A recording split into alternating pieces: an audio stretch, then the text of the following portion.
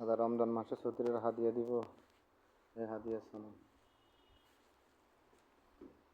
সব পাঠন করছে।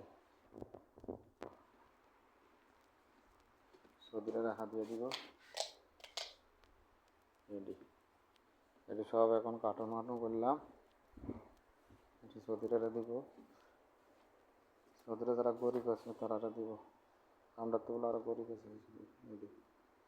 আটা, ময়দা, রসুন, ডাল, চিনি, তেল, লবণ, টমেটো সস,